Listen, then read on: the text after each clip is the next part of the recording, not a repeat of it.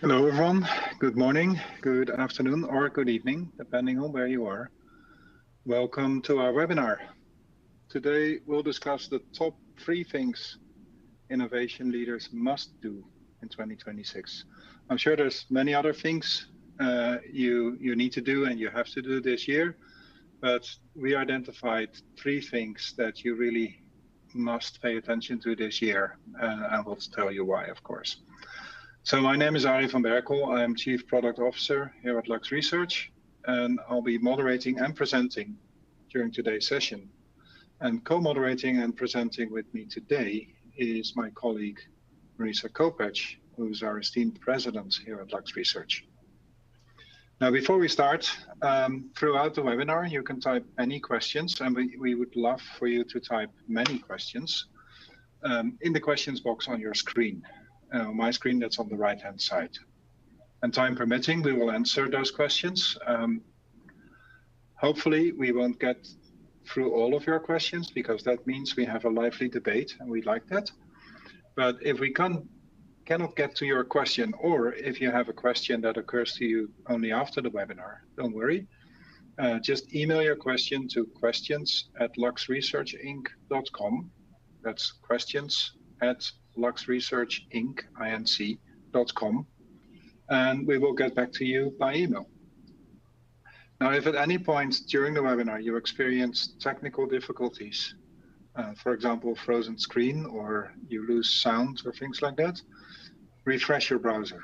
Typically that works and will get you out of trouble. Of course, you need to check your internet connection is strong as well. All right, let's jump right in. What are the 3 things that we must do this year? This is a research report we put out last year, and it was so popular, we were asked to do it again. So Arie and I have conceived the 3 things we think leaders should be focused on in 2026.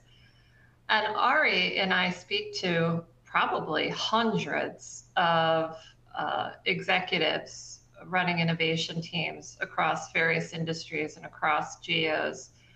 We run roundtables. At Lux, we do thousands of analyst inquiry a year. So this is really he and I taking an aggregate view of what we think are the most pressing topics, what we're seeing people really focused on, the questions that we're getting in terms of where we think the focus should be in 2026. All right, so let me start by, for those of you who are not familiar with Lux, I'll give you a little overview. Lux is decision insurance. And because the decisions you're making every day, innovation bets, portfolio shifts, market entries, capital allocation, are expensive.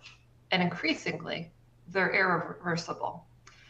And in today's environment, the real risk isn't lack of data. We've tons of information to make decisions on. It's about we're worried about you acting on the wrong signal and confusing hype with inevitability, and being maybe like early in the wrong place or late in the right one. This is about decision making and decision timing and accurately predicting where opportunities will actually matter, when they'll commercially matter. That's really where our research is focused. And our goal is to give you the assurance to place the right marketing and innovation bets for your company. Now, that assurance is powered by something we think is very different, our vantage point that blends deep scientific rigor with a panoramic view of industries, cultures, and technologies. So we're really here to help you spot opportunities, predict market timing, see reality from the hype, de-risk strategic choices before capital is deployed, and validate decisions, especially when they're being scrutinized in the boardroom.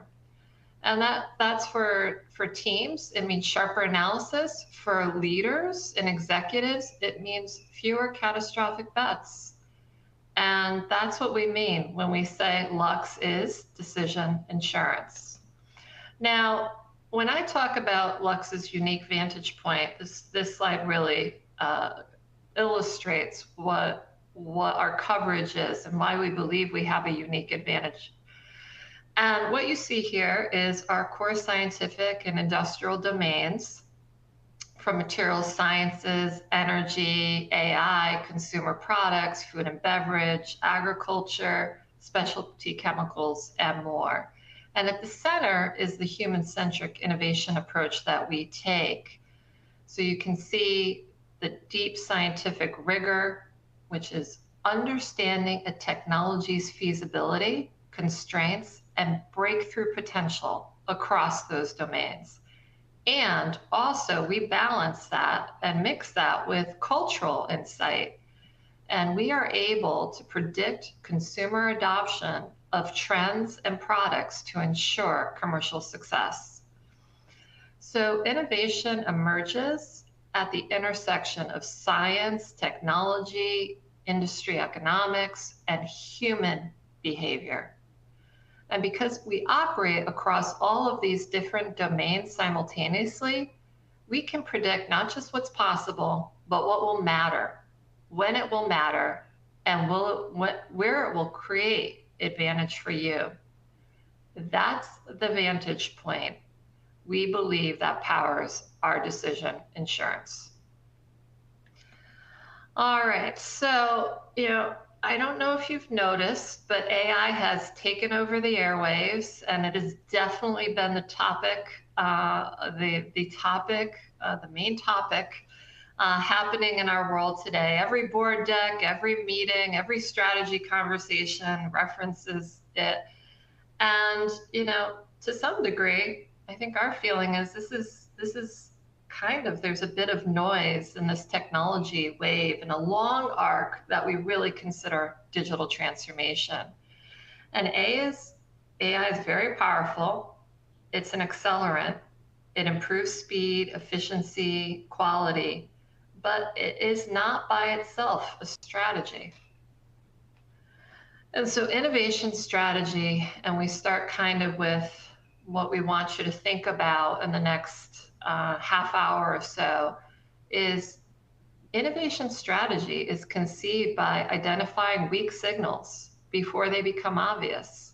It's about requiring rethinking business models before they erode. It demands disrupting your own portfolio and potentially replacing the products that you love and have made you successful, and defining new areas of value, new market opportunities. If technology leads, we optimize for the present. If strategy leads and AI accelerates it, that we believe creates the next generation of growth.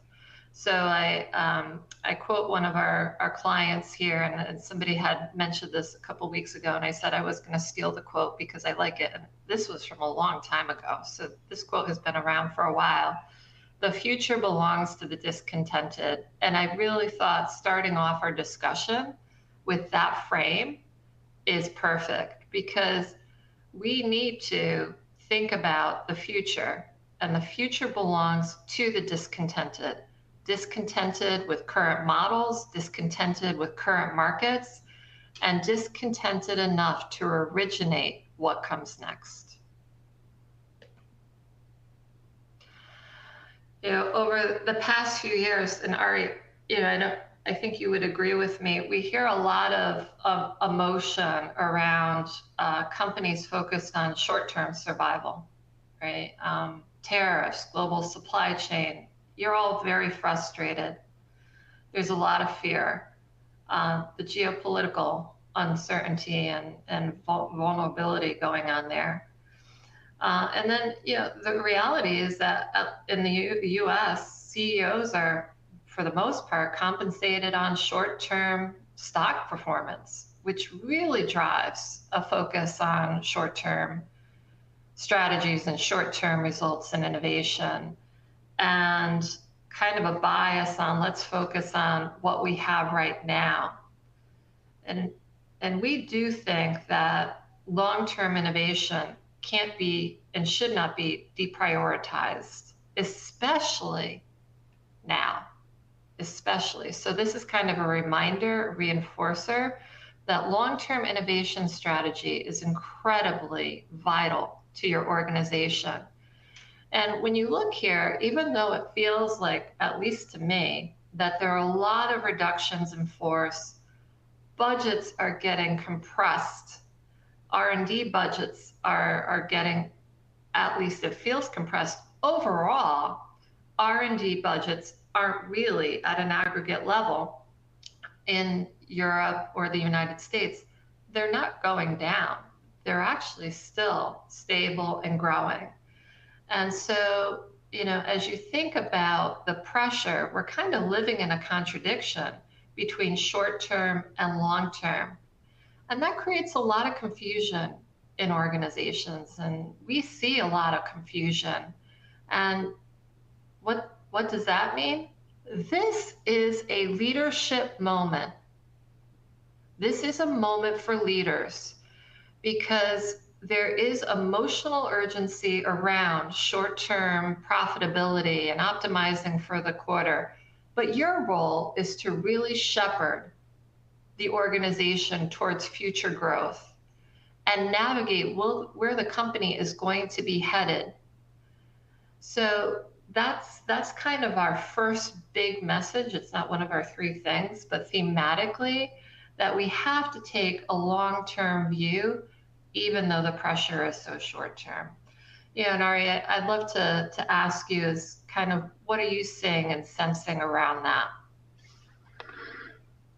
Yeah, I think there's this tension also about the long-term and the short-term economic context.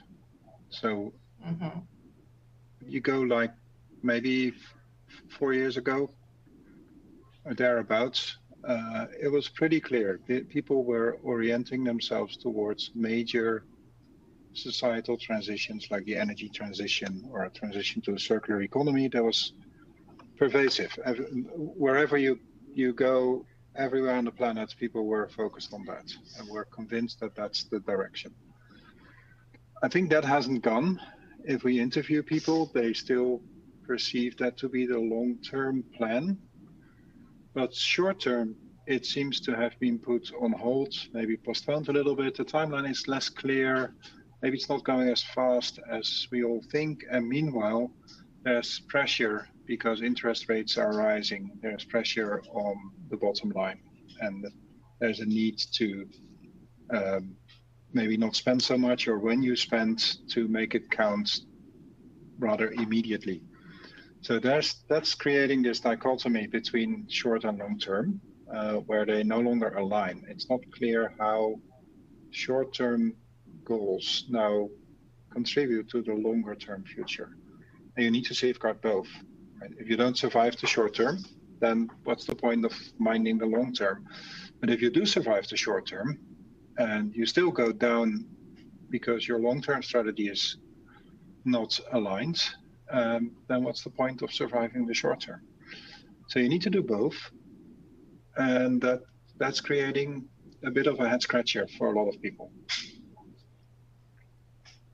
Absolutely.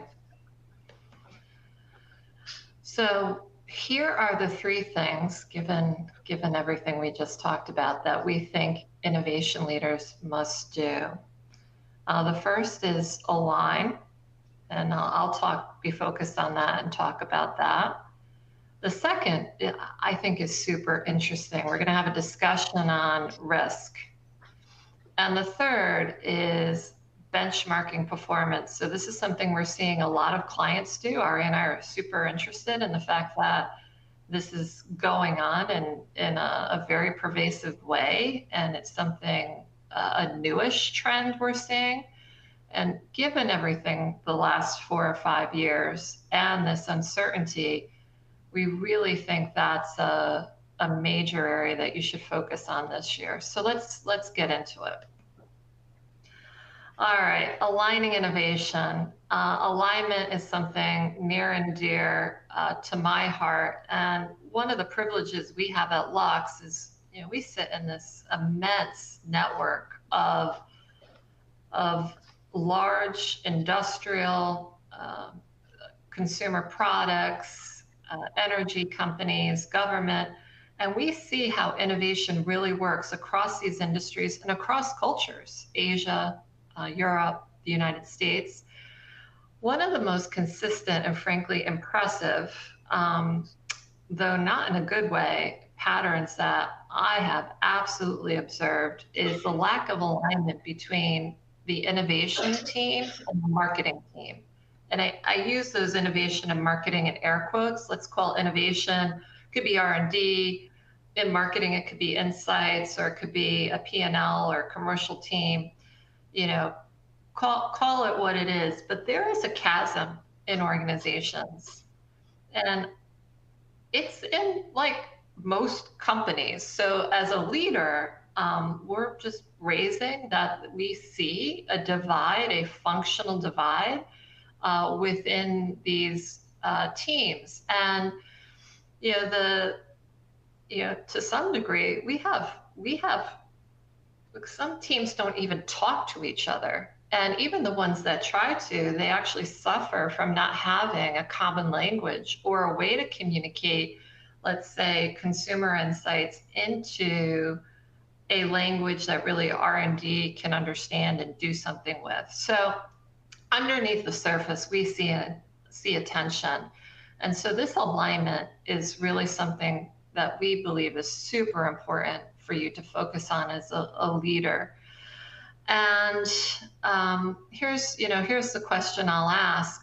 Do you actually know how well the functions that drive enterprise growth are working together in your organization? And I don't mean structurally. You all have stage gates, you all have your RACI documents, but I'm talking behaviorally.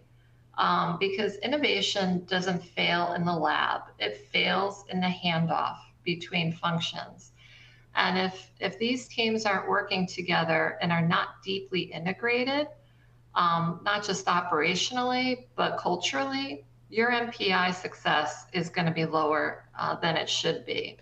So our first recommendation, and particularly right now, when everybody is racing towards agentic AI and really embedding AI in your innovation workflows, to make sure that you have the right processes behaviorally in place before you put a lot of AI on top of that.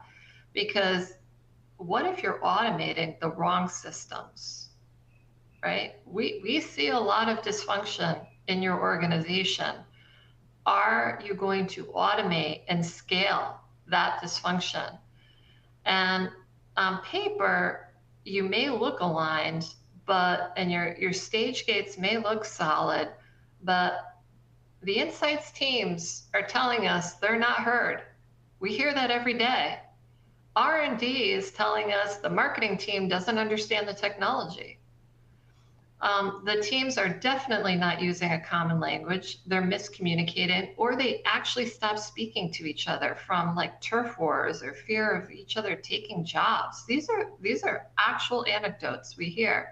So there's a tension, there is a misalignment, and AI won't fix that. It's only going to increase or augment that organizational misalignment. So first thing is really to think about alignment of your processes and your teams, not just the teams that roll up to you, but across the organization within the innovation engine, and make sure that you have the right processes in place. This is the Lux innovation model. This is something we introduced last year. It's a best-in-class innovation framework. You can use this, and we can work with you to help you audit and to examine the activities that you have, and to ensure that marketing, insights, R&D, and the commercial teams are truly interacting, not just structurally or behaviorally. Because before you move faster with AI, you need to make sure your teams are aligned and working as one. So that's kind of the first story around alignment. Now I have part two around our recommendation around alignment. And this is something you have heard a lot about from us already. We've done quite a bit of work, and Ari's led that with a few other people in his organization around really not, technology roadmaps are not the way to go. Innovation roadmaps have to bring in an understanding of human needs and be driven by market-facing consumer understanding, and we have to be solving for, real problems that people have in order for our products and innovation to be successful. So the second part of the alignment story, or chapter 2, is the chasm between culture, which really is people, buyers, and groups of cohorts that assimilate around attitudes, beliefs, and norms, right? And do you really understand your future buyers and who they are and what they care about, in order to then take the technology and the inventions that you're creating in your organization and have that magic intersection, that magic match. There are 30,000 new products introduced every year, and 95% of those fail. They fail not because the technology is bad or the product is, but that the product doesn't solve for something that people want to buy and what people need. And consumers are often very clear about their frustrations and their unmet needs, but a lot of times those insights arrive too late, or they never make it on the innovation roadmap at all. Or by the time the signal reaches R&D, the product's already built. So when technology capability and human need don't meet in the middle, organizations lose clarity on where they need to invest and where to act. And this is when we see the symptoms of fragmented strategy and innovation failures. And some of you may be saying, hey, we're B2B, so that doesn't matter. But it really does, because your clients actually do produce products for end consumers. And so you really have to be in tune with the end user's value and increasingly what influences them, even when it comes to things like data centers. Because policy and regulation is influenced by voters. Those are your end consumers. It does matter what what people think, and that has to be incorporated into your roadmap. So that's one of the other areas we see. And to address this persistent gap between technology capability and human need, we introduced the Innovation Helix last year. This is really an incredible methodology. It's an analytical framework we use for our own research, but we can also use it to help you in your organization. And we won't get into it too much today, but I want to really implore you, whether you use this methodology or whatever you want to use, that you're doing something to bring human need and technology together in your innovation roadmap planning. Now, the Innovation Helix is a very powerful analytical capability. It takes our technology insights and our consumer insights and brings them together to really think about and give you a disciplined way to pressure test your roadmap against real demand and identify where technology capability truly creates commercial advantage based on what consumers will buy. Because innovation leadership is not about generating more ideas.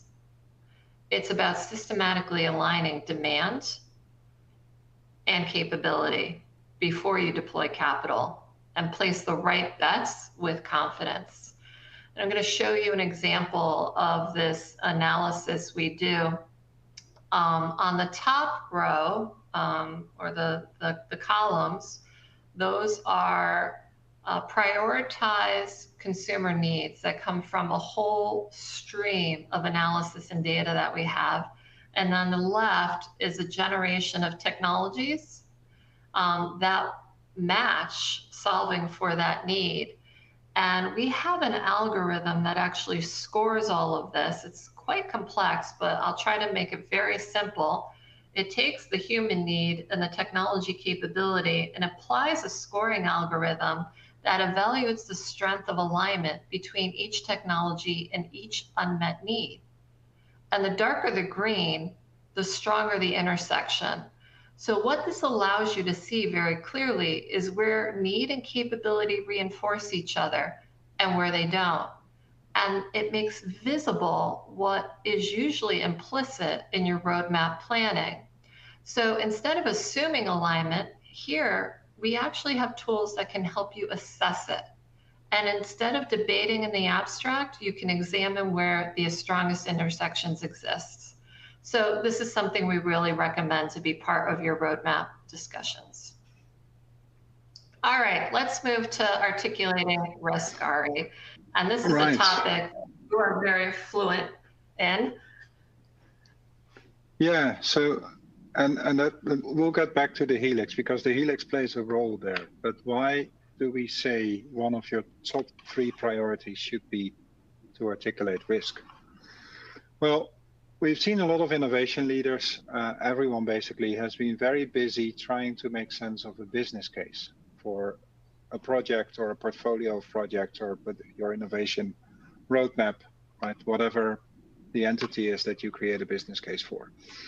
That's not very easy to do because it is by nature already speculative, because at the end of your innovation activity, you have yet to build your factory, right? So there's still no cash flow at the end of all that. There's only the opportunity to now start generating cash flow.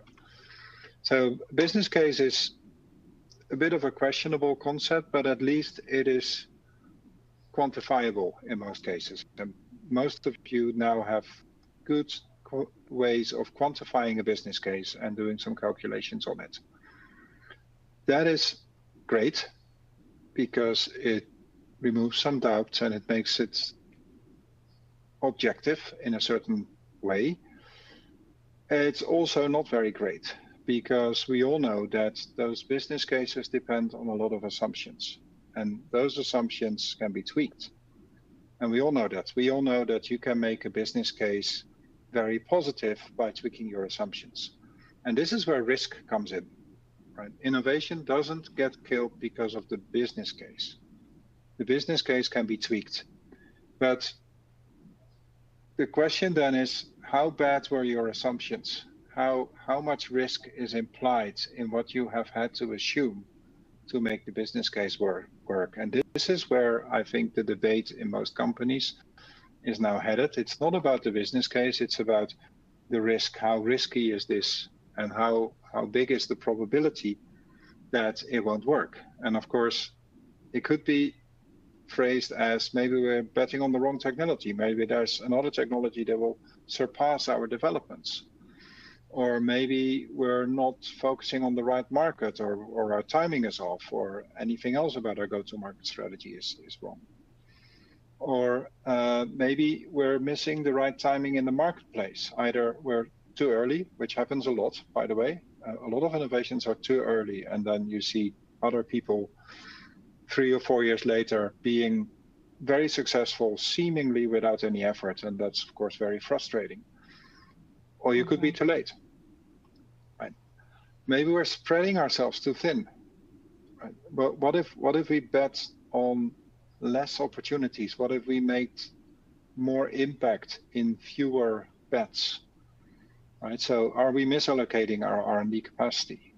And of course, finally, a lot of innovations, and we'll see that in a bit further on in this webinar as well. A lot of innovations depend on ecosystems. You're not doing it alone, but are you betting on the right ecosystem? So, right, how do you deal with risk, right? Risk can distort your decisions, right? If you look at Ørsted, it has a very grounded way of dealing with it, right? It looks at all the different signals and it interprets them and then acts on them. And that already happened when Ørsted changed from being Dong to being Ørsted. Right. The way that change happened is they sold all of their offshore oil and gas assets, and they reinvested that money into becoming the renewable energy company that they are today. Yeah. They could have waited. They could have figured that those offshore assets would generate more cash flow that they could invest in the renewable energy business, but they took exactly the right timing to make the switch. How did they do it? By being very grounded. You can also be a bit more skewed, and we've seen those instances happen with GE where signals are visible,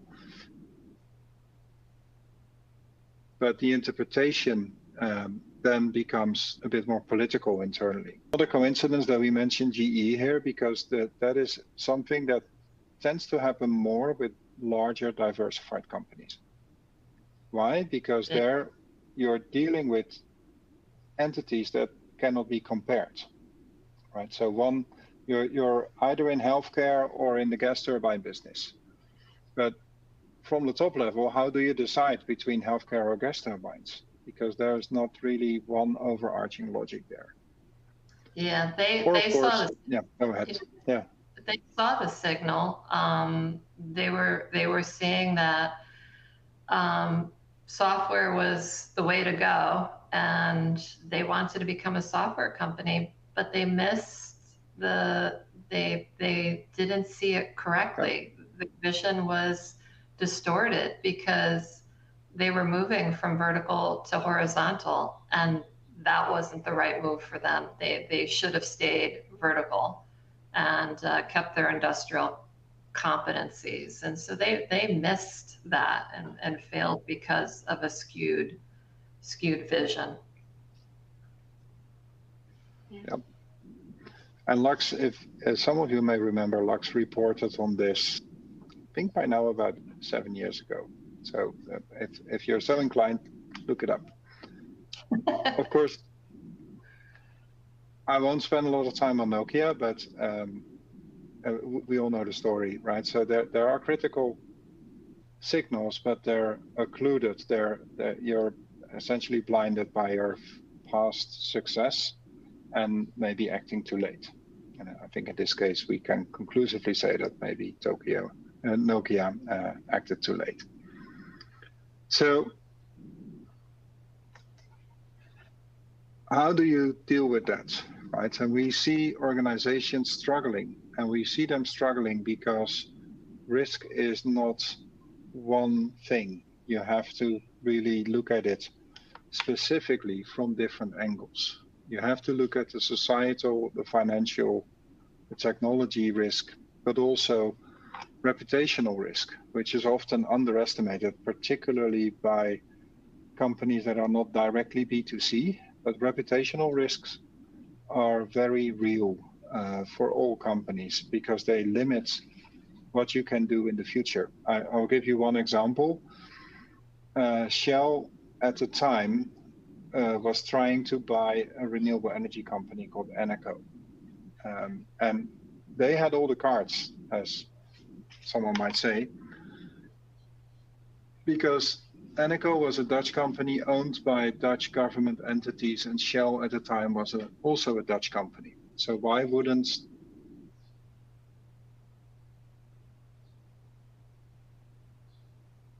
Dutch government to acquire their energy company? At the end, Mitsubishi acquired this company. And part of the equation definitely was the reputational risk, because those government entities wanted the company to stay a renewable energy company. So there's a reputation, that your reputation is an asset in that sense. And of course, you have to look at legal and regulatory risk and environmental risk as well.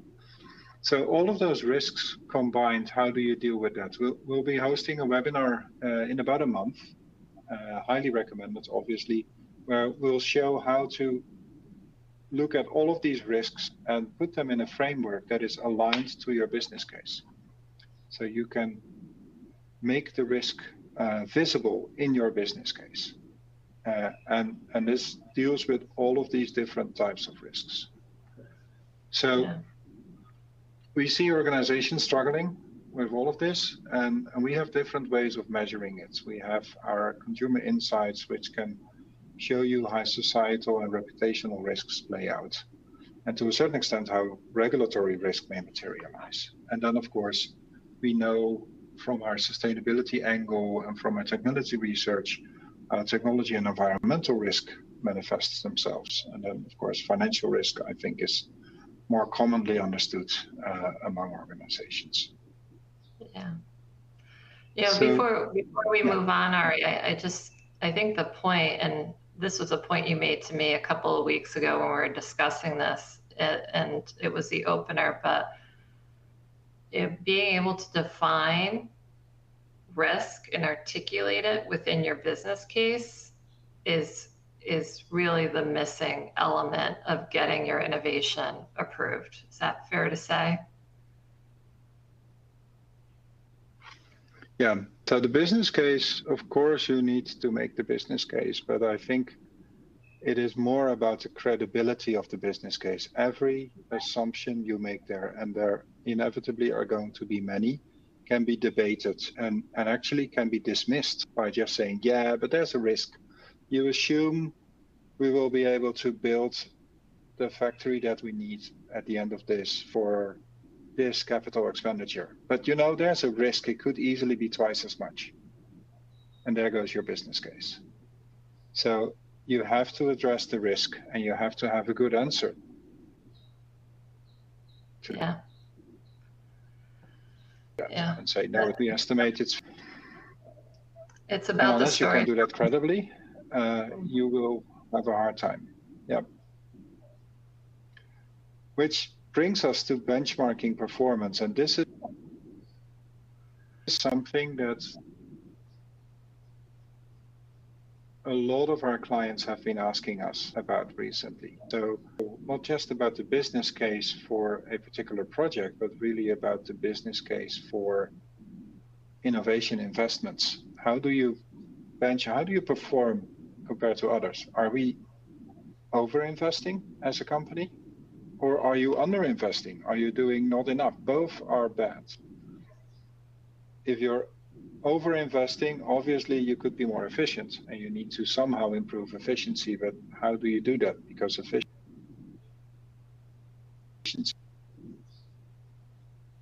is pretty hard to measure for innovation, creating a problem for the future.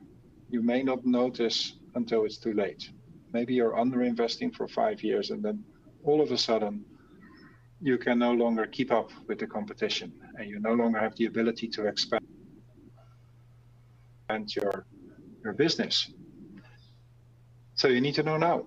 A lot of our clients asking about that. How do we do compared to our peers? How do we compare? Are we investing enough? That's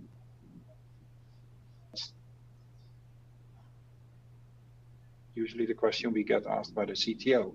So how do you do that? Now, again, this would require a whole webinar of its own, and we'll get into that in the course of this year. We'll help you, but you have to get started on it right now. This is one of the things you must do this year. So we'll give you a couple of ideas about how we approach this benchmarking, and feel free to get in touch if you want to know more about it. First is to know what your peers are.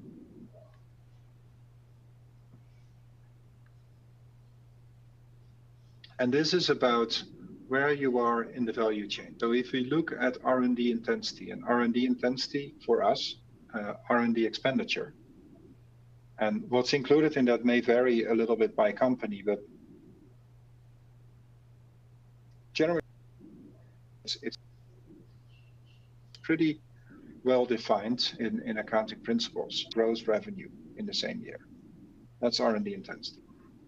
You can see R&D intensity is between companies in the same group in the value chain, pretty similar. There's not a lot of variation. This chart shows the medians, but there's not a lot of variation about it. So petrochemicals typically are below 1%.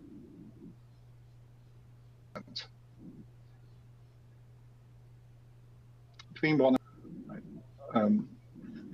tier one suppliers to OEMs, not just car OEMs, but also other original equipment manufacturers, typically around 7 to 8%. Chinese ones can go up to 10% even. What's more interesting is you can see a clear trend across the value chain. If we split the value chain between base commodities, they tend to have a low R&D intensity.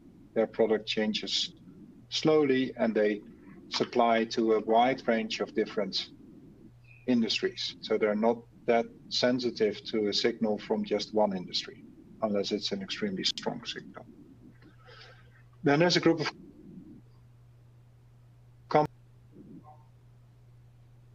companies we call enablers. Why enablers? Because they come up with that can be done through a new coating, through new heavy equipment, through novel ingredients, anything like that.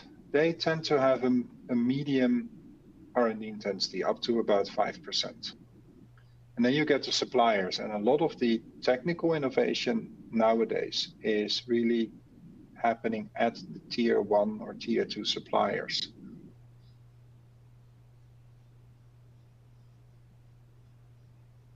Right, either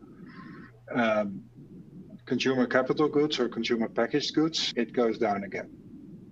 So that's roughly the pattern. And why does it matter for benchmarking? Because you have to reckon where you are in the value chain. Sometimes you're in multiple places, which makes benchmarking more interesting. But that's the start. Which group do you belong to? So that sets the rough level of R&D intensity. Now, the next thing to consider is how fast your portfolio needs to refresh. So if you look at your product life cycle, you can see in the figure a life cycle of 10 years, 5 years, 3 years, 2.5 years. And we looked at 1 over the product life cycle. And as you can see, we looked at R&D intensity of companies plotted against the refresh rate, 1 divided by the product life cycle. And you can see clearly 2 groups. So these are the 2 groups again that we saw in the previous picture, where either you have a relatively high R&D intensity, you're among the enablers or the suppliers, or you have a relatively low R&D intensity. But for both groups, there's a clear correlation between how quickly you have to refresh your product portfolio, how quickly do you need to update your products, and how high your R&D intensity is. So we can even put some lines in there. Now, these are relatively arbitrary lines, right? So I put them there. There's not a lot of math behind. But the idea here is you can put a line there looking at more or less the minimum investment. And then, of course, there's an interesting question.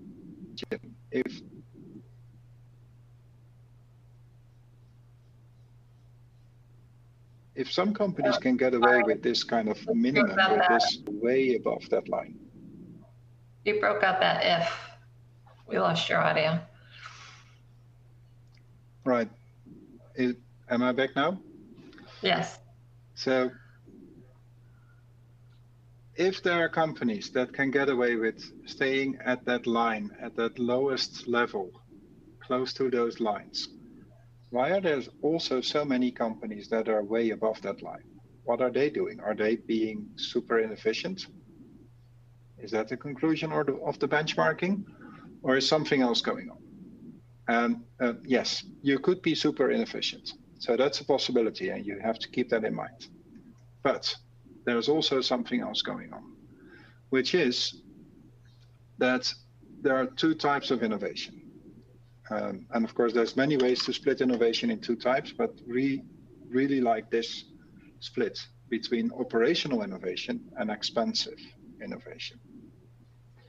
Operational innovation is something that you must do, and that also must succeed. That's why we call it operational. It's part of your business operations. If you don't do it, You are not rejuvenating, you're not releasing new products, and you're falling behind. You have to do it because everyone is doing it. You have to keep up with the general pace of your industry. And so you measure operational innovation by efficiency and speed, just like you would most other manufacturing processes. Expensive innovation, on the other hand, is optional. So you can choose how much you invest in it. And it supports growth beyond your business. If you like, it supports the other three quadrants of the Ansoff matrix. Right? There's one quadrant in the Ansoff matrix, the bottom left one, which has current products in current markets. That's operational. Expensive innovation supports all the other quadrants. And so those companies that are way above that line, let's assume that they're very efficient. They're all doing a great job of innovating, but they're above the line because they opted to do a lot more expensive innovation. That's interesting because then we can estimate how much expensive innovation they're actually doing. And so we did that. And you can see most companies that we have accurate data for have up to about 30% of their innovation expenses are geared towards, are above that line of most efficient operational innovation. So we're going to assume that they're spending all of that on expensive innovation. And does that matter? Well, it does. You can see a slight increase. You can, with some fantasy, plot lines that are going to the right and up. You can also see one outlier company there on the 0% expensive innovation that is growing like crazy. That's a company that grew through a lot of M&A activity. I won't disclose here which company that is, but it's a petrochemical company that grew through massive M&A activity. And that's how you can see that growth happened. So naturally, this type of numbers are a bit noisier when it comes to innovation than some other metrics, but you can still see that expensive innovation helps you grow, and not doing expensive innovation, in fact, leads to the one company that exhibited a negative growth in this analysis. So getting back, the three things you must do in 2026, and getting back to that dichotomy, short term and long term. How do you survive the short term and maybe even thrive in the short term, while also being very well prepared? In the short term, you need to align technology innovation to market drivers. Why? Because that allows you to create fast benefit, to make your innovation efforts count now. To make it count now, you have to respond to something that is a concern to people right now. But then for the longer term, you need to make the right bets. And making the right bets is no longer about the business case. Everyone can calculate a business case. It's about credibility of your business case, which has to do with risk. And you have to make that explicit. And then finally, you have to know if you're doing enough. And that depends on the general pace of innovation. And we saw that chart at the start of the R&D expenditure by companies in the US and the EU, and it's still growing. So you have to benchmark your innovation inputs. But you have to benchmark it against a realistic set of peers. And how to make that set realistic? We lifted the curtain a little bit there. It's about where you are in the value chain, and it's about your product life cycle. And it's about your decision whether you want to spend a lot on expensive or just on operational innovation. Marisa, that I think concludes our webinar. We are getting ready to go to the questions, but any additional remarks on our key takeaways here? No, align, internally align in your innovation roadmaps the technology and the human need. Figure out how to articulate risk. That's where you're failing in your business case storytelling. And the benchmarking is super, super interesting. Ari, one of the questions we just got was, are people benchmarking because there's a pressure by the CFO to reduce R&D spend in organizations? Is that why that's happening? Maybe. So it's not what we hear most, but I think indirectly, yes. So what we hear most, the question about benchmarking reaches us in most cases when people are saying, I'm afraid we're not doing enough. I'm afraid we don't spend enough on innovation. We're falling behind. I think that fear may have well been triggered by the CFO wanting to cut on innovation expenditure, or maybe having done that already, right? So I think the sequence of events is innovation expenditure doesn't grow with the company or even shrinks. As a result, the innovation leaders at the company start to worry that they fall behind, that they're doing less than they should be doing. And that triggers the question for a benchmark. So it's a bit of both. I think most of it is fear of falling behind, but it may well have been triggered by previous activity by the CFO. Awesome. Speaking of questions, if you allow me to pick one here. Sure. There's our discussion about the innovation chasm and the difficulty of discussing between marketing and technology innovation triggers a lot of discussion clearly in the Q&A. Mm-hmm. And one of the questions here is, what do we think, what's the root cause of this confusion? Why don't these, I mean, it seems rather obvious, right? They just talk to each other. So what's stopping them? Well, I just got back from Europe, and if you can't speak the language, you can't talk to the other people. So I think Right. there's a bit of a language and kind of interpretation of, say, like when the insights team has a consumer insight and they bring it to the R&D team, how to translate that in a way that the R&D team can understand and activate. I'm actually seeing our analysts working with our virtual anthropologist, which is our AI tool in our consumer insights platform. We're able to use AI to take those consumer insights and to help with that translation into R&D using our tools. So kind of like you would use Google when you go to another country and you don't, and Ari, you're Dutch, so I know you speak, I'm American, I don't speak like 10 languages. So I have to use Google to translate where's something. We're actually using our AI tools to help with the translation, which is something really interesting. Yeah. Yeah, I think we see this in our road mapping efforts a lot, don't we? It's the technology R&D folks think about the mechanistic, right? How the mechanism, how does it work? How do we accomplish this thing? Whereas marketing thinks about the value.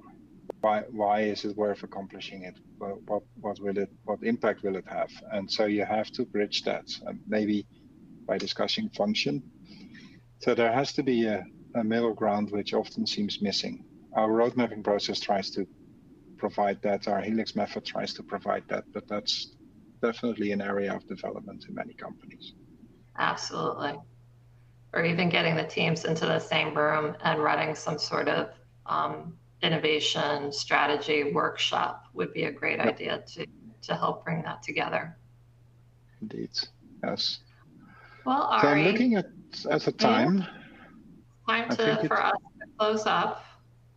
We could have talked about these things for hours and hours and hours, so I hope we gave you kind of a high level view into what we think you should focus on, and we're here anytime to take inquiry and help you dig deeper into these things. Yeah.